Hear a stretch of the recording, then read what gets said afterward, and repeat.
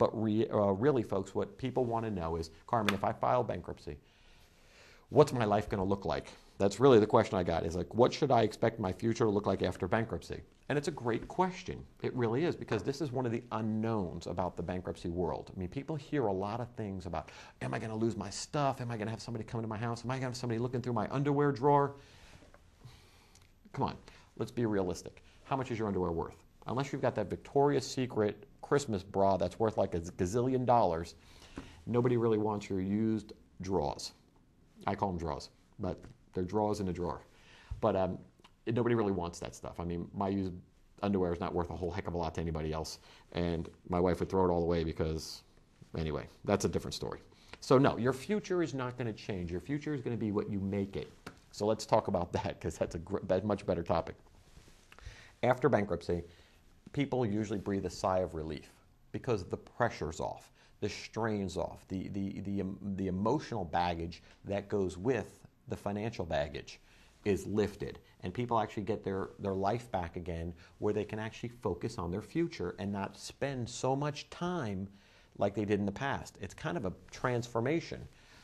The emotional part of it is something that people have to deal with. I can't help them with that. I can recommend sources like books to help them get back on their financial road to success.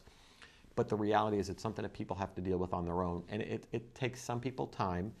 Some people never get through it. 99.9% get through it, understand it, deal with it, and then move on. And that's really the important part. You got to move on a little bit and realize, hey, I may not want to get back in that game again, then be in the credit game, or I may want to get back in that game again. I mean, I had people who came to me 15 years ago who filed bankruptcy, and they had to file again because of the housing crisis. They didn't cause the housing crisis. They bought a house, they saved up their money, they bought a house, they did everything right, and the housing crisis crashed on them. And now they're like, I never thought I'd be back in your office again, but here I am, and here's what happened. I look at them and say, you know, life threw you a curveball. I get that. It's not only you. Our firm represents doctors, lawyers, financial planners, CPAs. It happened to everybody. So I don't want people to feel like, oh my gosh, you know, I'm a failure. That's ridiculous. What happens? You get the debt, you move on. Now, you may take debt with you through the bankruptcy. Let's say you want to keep your house and keep paying for it.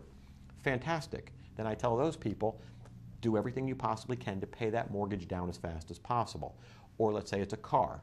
Pay that car off, because now that debt is helping you rebuild your credit, as crazy as it sounds. That's what I call good debt, houses and cars, because you want to pay that debt down as fast as possible and build equity. You also want to start saving money. That's what your future is going to look like, folks. You're going to actually keep the money that you earn. Now, you can choose to spend it as you want to.